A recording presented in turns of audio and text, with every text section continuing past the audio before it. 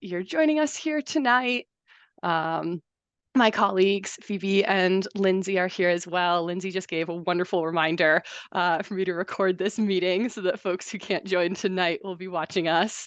Will be able to see this later. So I'm going to share my screen for just a moment as folks continue to come in. I'll go over a little bit of what the evening is going to look like. As well. So before I get into the agenda, I do have some housekeeping. You all are familiar with this now, but feel free to have your camera on or off. Remain muted to reduce the feedback. If you are presenting, I very much invite you to unmute yourself. And feel free to type any questions or comments in the chat. Use the react buttons if there's something that you like. And again, as a reminder, please introduce yourself. It's wonderful to have so many folks here from so many different counties. We've got York, we have Cumberland, we've got Luzerne, Westmoreland, Lebanon, Lycoming, all over the place. It's so wonderful to see so many counties represented here tonight.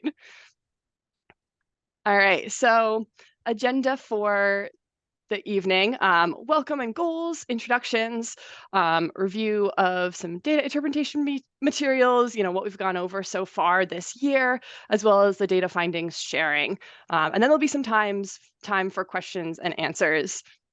Now, as a bit of a sneak preview, before we get there with the order for findings, so Lee Robinson will be going first, then Michelle, Elise, you'll be next, and Jeff Gleim hasn't made it on yet, but he will be closing us out.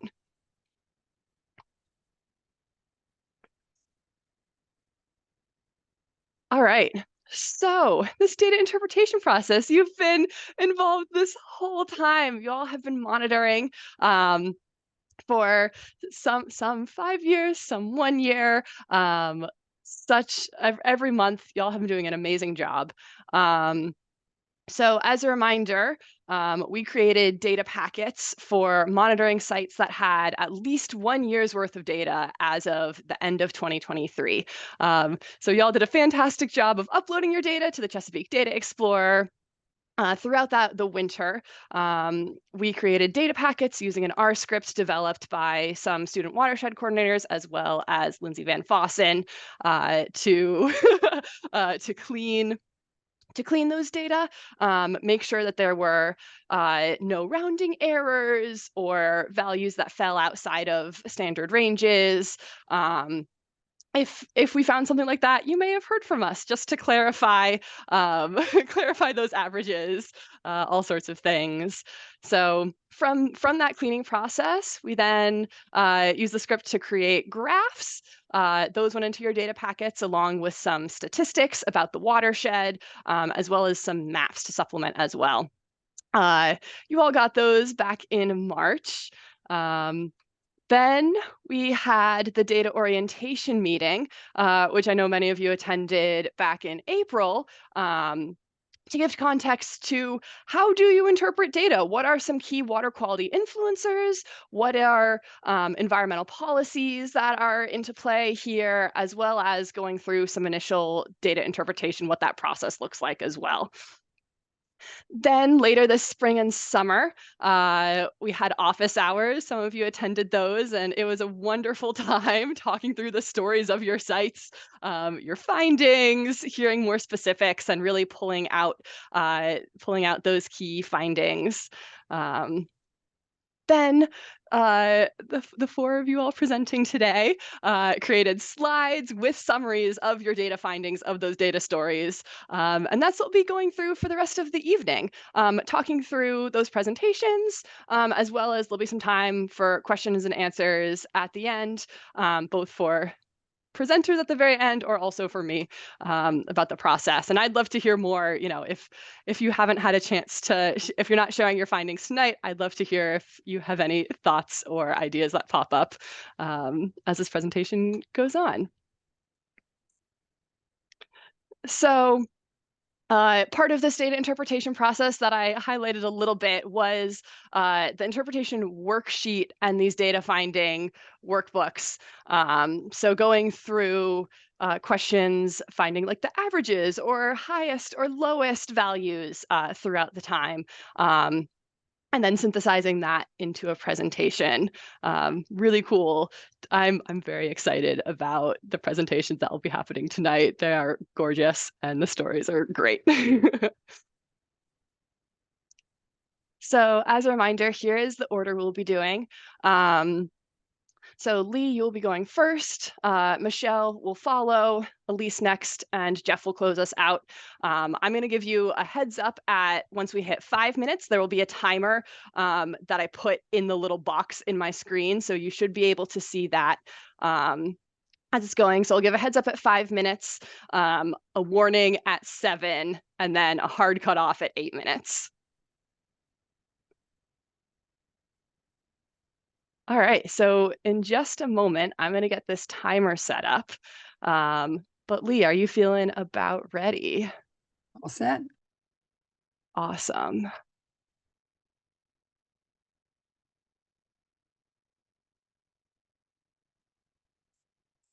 Fantastic. Thank you. Thank you so much for your patience. I had this timer pulled up a little bit earlier, and right now it's giving me a little trouble. Give me just a moment.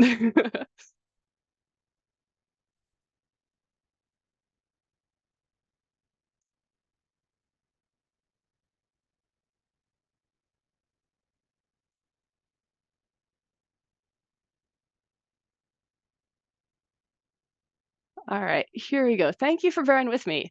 Lee, are you ready to go?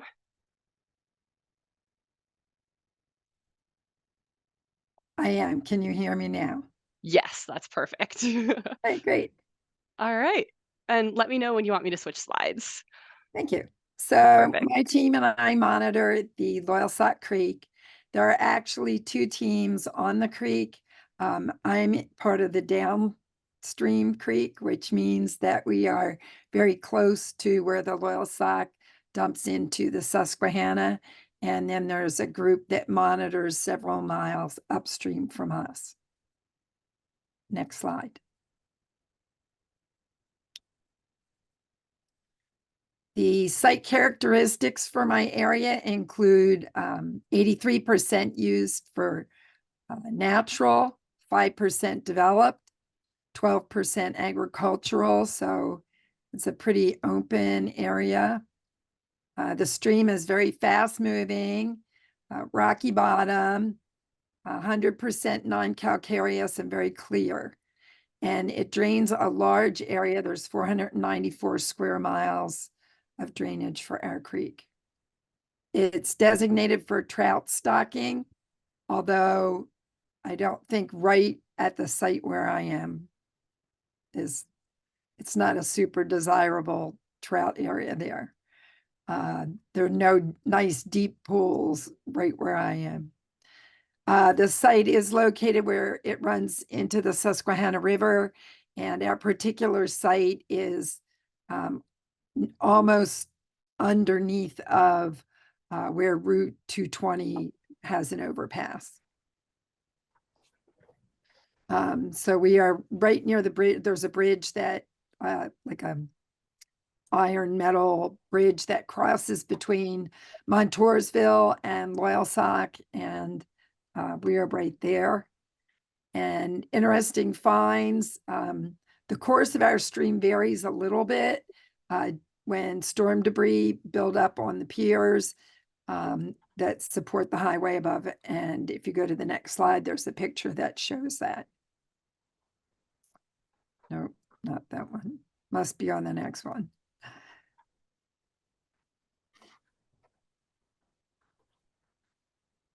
Oh no, I'm so sorry. I don't see any pictures. Oh, how Oh, wait, no, sad. no, wait, that's farther along. My bad. Here you go. There we go. Okay. There we go. So you can see where the pillars are that hold up the creek. The 2 pictures here were both taken actually in 23. The one on the left is like a late fall picture, and the one on the right would be a spring picture with the weeds and vegetation that grow up in the area. As far as our data goes, the temperatures vary seasonally from 2.7 to 26 degrees Celsius.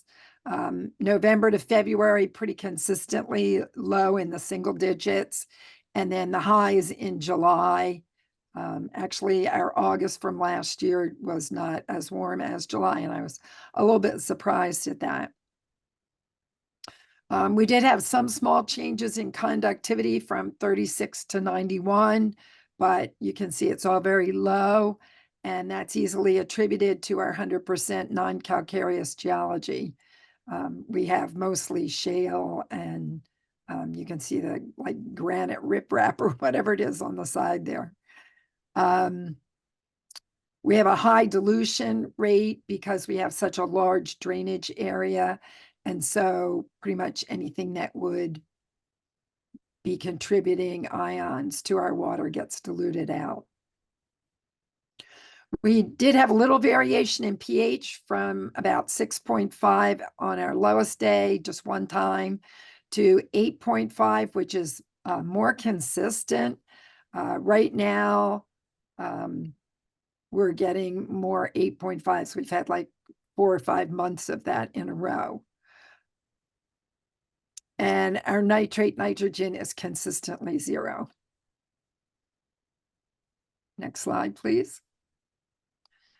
You can see how much the water level changes if you look at the pier there on the bridge. There's a low one and a high one that shows how much our water level does change. But since we have to walk down the riprap there between those bushes, the spot where we put our stick down, we pretty much try and just measure on the same rock all the time. But if you look in the second picture, that's the only time that our water was not excellent clarity. And it was right after a rainstorm. And you can see we're like 3 shrubs uphill with the water level. So obviously our dipstick measurements are not accurate or precise, whatever. But we can view the changes on the bridge there. Next slide, please. Okay, and do you want me to do this comparison then? Yeah, would you prefer to do the conclusions of the comparison first? I'll do the comparison and then I'll do the conclusions. Perfect. Okay, so the site that's upstream, I looked at their data and their information is very similar. Their temperature range and patterns are very, very close to ours. Their conductivity is pretty consistent with ours, and the range was definitely similar to ours. They had a similar pH range and a slight increase as we did. They had slightly higher nitrogen. They had some readings that were around 0.5 or 1. But again, it's really low, so we're pretty comfortable with that. And they obviously have more accurate staging because they have a geologic water data site right near them. And so they were able to use that for their water levels. And the clarity, again, with them, they had consistently high clarity as we did, except for that one measurement. Awesome. 7 minutes. Okay, next. So for conclusion, we think our area of the creek boasts excellent health. It's consistently low conductivity and nitrate nitrogen, excellent clarity, and mostly neutral pH. Fluctuations in temperature and stage are reflecting our seasonal and climate weather events. And we think that's all being attributed to the fact that we have a very large drainage size, a high proportion of natural areas to dilute any negative impacts from fracking that occurs upstream or any pollutants that might find their way into our stream. Thank you. That's Oh, it. that's fantastic. Thank you so much. It was fun. I really enjoyed seeing those pictures of the water level at your site and how that's changed based on time. Thank you. Awesome. All right, Michelle, are you ready? Yep. All right, go ahead. Okay. So this is Toby's Creek Retention Basin. Team members are myself and Cosimo Weiss. And it's interesting how similar we are to Loyalsock Creek as well. So our watershed land use is 57% natural, 32% developed, and not a lot of agricultural use. The stream is fast moving, rocky bottom, and clear. The interesting thing is that the retention basin is a flood protection facility that provides some overflow space to a stream just before it gets buried underneath this road. And it's buried under a road for maybe half a mile, and then it daylights, and then maybe half a mile after that, it runs right into the Susquehanna. And one of my favorite features about it, it's right near Kingston, which is a pretty developed town, and it's this football field size plus green area surrounded by a big, engineered dam, a wall. And it's super green and lush and stuff like that. So it's very developed and there's industry around it, but it's this like kind of hidden green space. So one of the interesting finds that happened was about in April of this year, which didn't actually show up in the data. There was a big incidence of mine subsidence right next to the creek and under the creek about a mile upstream. And you can see the YouTube video if you're interested. It was reported pretty consistently for about 4 or 5 days. It took them a while to figure it out, and they dumped a lot of concrete in it. It didn't seem to have very much influence on our data.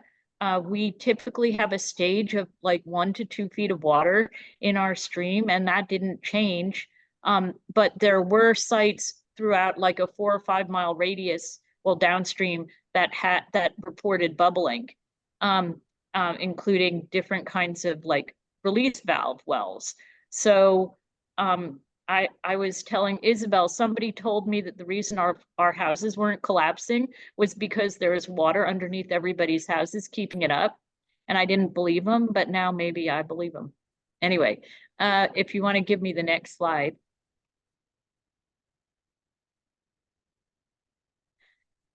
So basically our data findings, that there was really no change in water clarity. It was perfectly clear. Our nitrogen was consistently 0.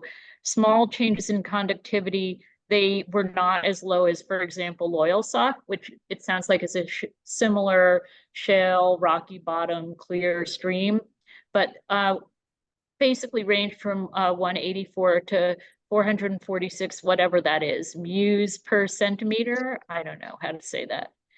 The water stage is consistently between 1 and 1.9 feet.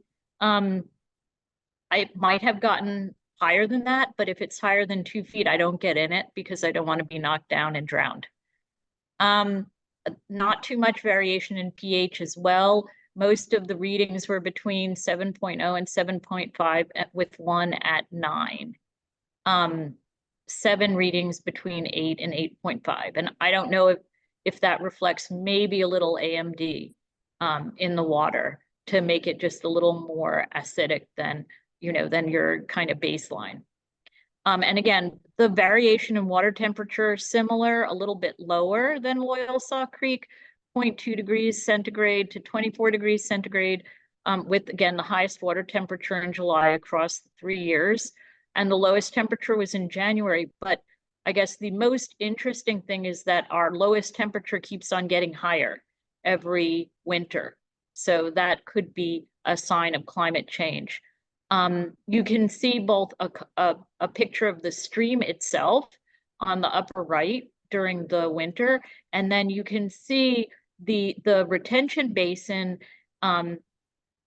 is that kind of built structure next to all of those houses, and so you can see how it's really like just kind of through the landscape, and then the houses are on either side of it. Now, since it's an engineered structure, there are very few trees along the stream, because that would basically, some of what you see down there is there's also a trail. The levee itself is probably about 40 feet high. So the county, the Corps of Engineers make sure that you maintain those structures without any trees on them, because it impacts the integrity of the structure itself. So with no trees along the stream, there's definitely not much shade. Wow. So Wow, that's that's about it. fascinating. Thank you so much, Michelle. Yeah, that's fascinating.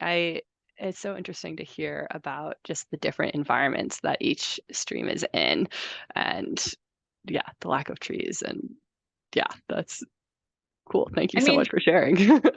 Yeah, the good news is it's not without life. I mean, there are birds that come there. We've seen a crane or two. We've seen ducks. We've seen crayfish. We haven't done any kind of macro exercise there, but that might be fun to see if there are macros. So you know, it's not like a completely engineered kind of dead stream. That's fantastic. Awesome. Yeah, well, thank you so much for presenting. Sure. All right, Elise, are you ready? I am ready. Awesome. All right, I'll pass it over to you. Hi, my name is Elise, and I sample Spring Creek in Dauphin County with my buddy James Dillon.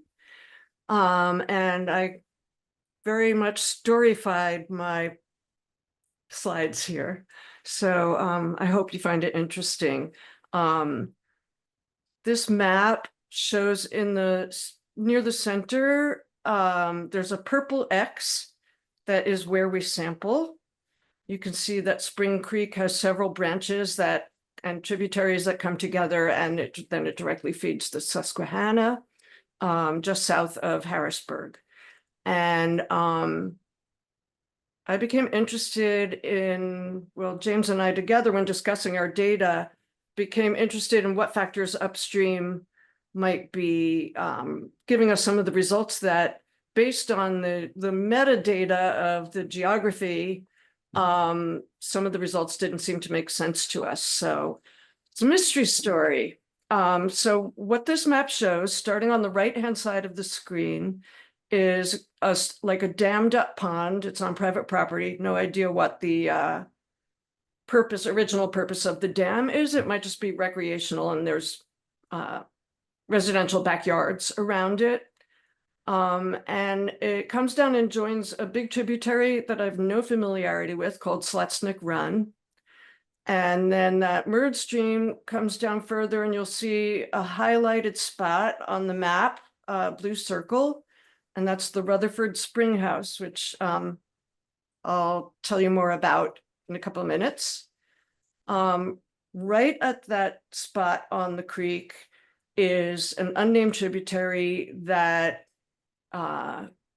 flows south and joins it almost at the same spot where the Spring House feeds a limestone spring into the water. And then it winds its way down to our sampling site, and then continues on down to the river. The geology of the watershed, according to the data packets we got, is only 30% shale limestone sandstone and 70% non-calcareous. On the next slide is the same map, but in satellite view. So I've done some field research of areas of the stream upstream from our site, but also a fair amount of satellite view research. So I have the same exact pointers on this map. And what this shows is that Spring Creek, although it's in a heavily developed area, really benefits by having, in some cases, a real wooded area, but in almost all cases, treed riparian zone. So coming down from the pond on the right-hand side, it goes past Cole Park, if anyone's from Dauphin and knows that park, and it's in like a deep gulch. And a lot of, and heavily treed. Passes under, that's Interstate 83 North. I wish I had a pointer. Traveling on down the stream where it joins Slutsnick Run. Thank you, Isabel. And then it comes down, still in more treed area, to the Rutherford Spring House, where the unnamed tributary flows down into it at that juncture, is part of Harrisburg's 20-mile Greenbelt Loop.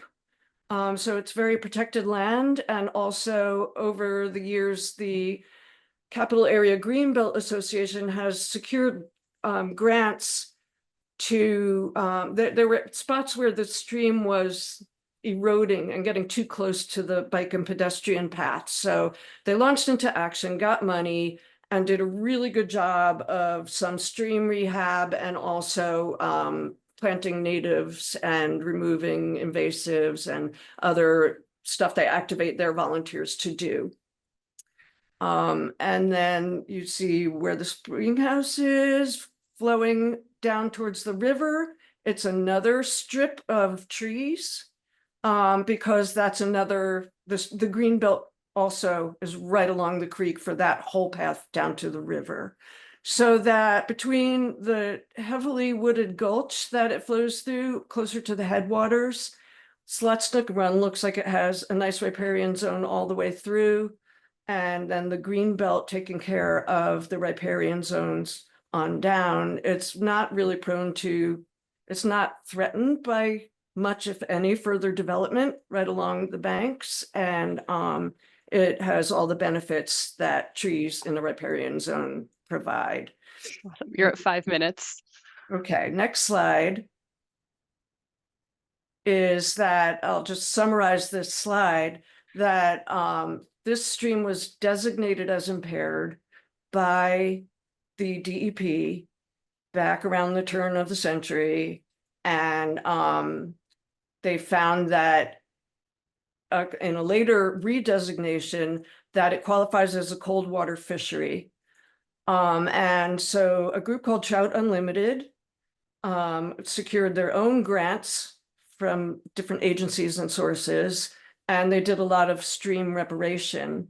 And in the process of their gaining familiarity with all these branches of the creek, they identified the cold spring that comes out of that Rutherford Spring House as being the reason why the water is, it's a cold water fishery from that point on down to the river. Above that, it's warm water. And this is a picture of the spring house and the pond that makes it, that it creates, and that flows almost directly into the creek right there. Overhead is Interstate 83, and you can see a highway drain pipe there. That's the runoff from the highway just spills directly into the creek. It's not filtered in any way. The highway, also a construction project is underway, and in a few years, they'll be widening that highway, which will probably further impair that spot. Next slide. You have about a minute left. Little story of the spring house is that it was owned, it was the first building on a farm owned by abolitionists, and it was a spot on the Underground Railroad. And I just find it amazing to look at that house and think about people building it with horses and wagons and hand chisels, really. Next slide. This is the work that the Trout Unlimited group did. And they installed vanes such as this one. I've heard mixed opinions about whether it was properly done, but all I can say is that a stream that was designated as impaired by siltage has been crystal clear in our tests consistently. Next slide. In terms of the findings, the temperature sometimes goes above what it should be for a cold water fishery. And we wonder whether the stretch that's in the photo on the right might be responsible for that. It's not that far upstream of where we test. And I'm Next so sorry. slide. We're at about 8 minutes, Elise. Okay. I so I'm sorry, enjoyed. I didn't know about the 5-minute limit. I didn't know. No, I I'm sorry. apologize, but you'll distribute the slides. Yes, absolutely. And your background into the land use and land cover in the area and key natural areas was so good. Thanks. Glad you liked it. All right. I will do quick. You can look through. I'm so sorry. All right. Jeff, are you about ready? Am I coming through? Can you hear me? Yes. Yeah. Oh, okay. Yeah, I guess I'm ready.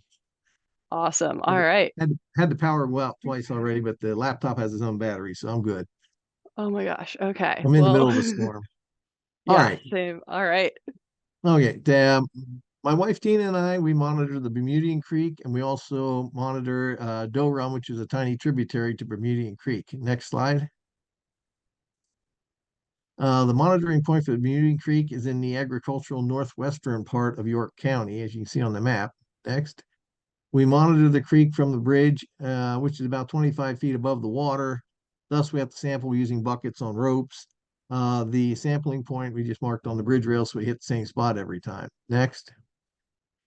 The watershed is dominated mostly by agriculture and natural areas, and this plays strongly in my data interpretation. The stream is not listed as impaired. Next. My favorite feature is the giant sycamore tree near the bridge where we sample. And next, the blue heron nests no. that are in some trees that are about a mile upstream or so from where we're sampling. Next is the data analysis. We will now proceed with the data analysis. Next, we have been monitoring since January in 2019, and thus we have 5 years worth of data. I compared the temperature data to the DEP cold and warm water fishery standards temperature data. The gold line is the warm water fishery data, and the cold water fishery data is represented by the blue line. Bermudian falls within a warm water fisheries category. Next. I averaged the 5 years worth of data on a monthly basis for a better comparison. This smooths out the curve and shows that the stream is consistently warmer in the spring than the standard for the warm water fisheries, and this may be due to an earlier warm up from climate change. Next. Nitrates in the Bermudian Creek are low. I think you jumped 2 slides maybe. With a median value of only 0.5 milligram per liter. We know that some of the spikes that you see on the graph corresponded to days when they were spreading manure just in the days prior to our sampling, and it rained on it. Next. Nitrate levels show a slight downward trend. This may be due to increased application of BMP, such as following the 4 Rs in fertilizer application and use of cover crops to absorb and hold any nutrients in the soil at the end of the harvest period. Next. On a seasonal basis, the average data show high levels of nitrates in the winter months and decreasing levels throughout the growing season. Nitrates are likely higher during the winter months because this is when the fields are open and free of crops and available for manure application. The frozen ground also allows farmers to enter the fields without getting stuck in the mud. Decreasing levels of nitrates during the growing season are likely due to the crops absorbing them and making them less and less available for runoff into the stream. Next. The pH of Bermudian Creek is alkaline at a median pH of about 8.5.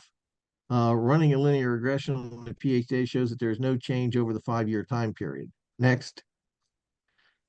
Conductivity levels above about 1,000 microsiemens per centimeter are generally believed to be harmful to aquatic life. The levels in Bermudian Creek are therefore quite safe with a median value of only 280 microsiemens per centimeter. Next. The conductivity data does show an upward trend. I'm not sure exactly why. It could be due to accumulation of road salt in the aquifer, or maybe they just use more road salt in recent years. It's biased the numbers upward. Next.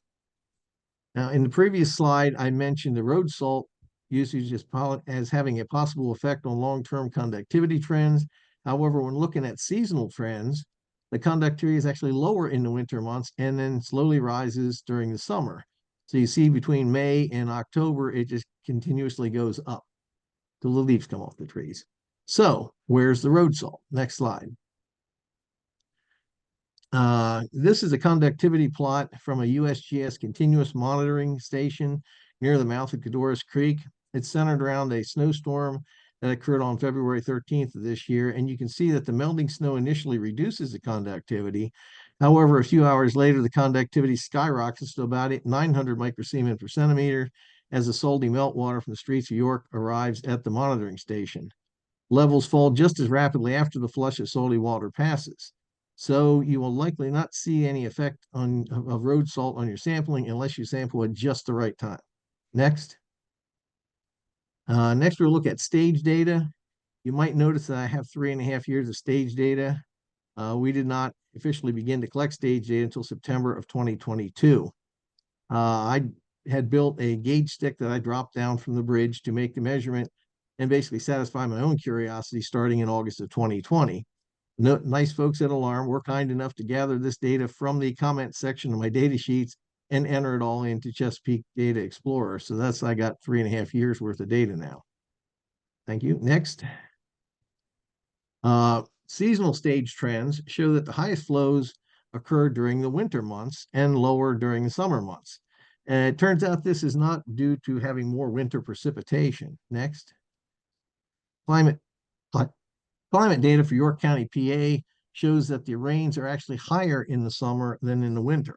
Next slide. So why is the flow lowest during the months with the most rainfall? I attribute this to the fact that what we're measuring basically is base flow in the streams. We're not measuring during storm events, and base flow comes from groundwater. My hypothesis is that basically, despite higher rainfall during the summer, less of the water actually reaches the ground to recharge the groundwater. The water table drops, and so does the stream flow. The reasons for this are multiple. First, tree and crop canopy prevent some of the water from reaching the ground. It hangs up on the leaves and simply evaporates back into the air. Secondly, the water that does reach the ground is picked up by the roots of the actively growing trees and crops and transpired back into the air. And finally, the higher temperatures increase the moisture loss from the soil, and it's also would concentrate the salts in the soil. Remember that conductivity graph I showed you earlier? It was going up all summer. And of course, the exact opposite happens in the winter months. Next slide. Finally, we're looking at the clarity of the water, and we see that the water is always very clear with the values consistently above 60 centimeters. The photo at the left kind of shows how clear the water is. Next. And that's it for Bermudian Creek, the end. Awesome. Thank you, Jeff. Thank you to everyone who's presented. We have a little bit of time if anyone has any questions. Yeah, fantastic job. Elise, we do have a little bit more time than I expected. If you'd like to hop back in and finish your presentation, we can definitely do that. If not, no worries as well. Sure. And I'm sorry, I just found the instructions email. I apologize. We had talked about time limits, and I thought I had more time than I was going to. That's all. But sure, I'd like to finish. Yeah, no worries. Here, let me get you all set up. I'm so sorry about that. I had to like really race through some of them. That was kind of setting up the backstory for what the results are. But we'll see how we do. That backstory is amazing. We're on the findings, so this part should be quick, actually. All right. On the temperature slide. Here we go. Temperature slide. Yeah. Awesome. Okay. Yeah. Well, so this go is ahead. It's been designated not just a cold water fishery, but wild breeding brown trout.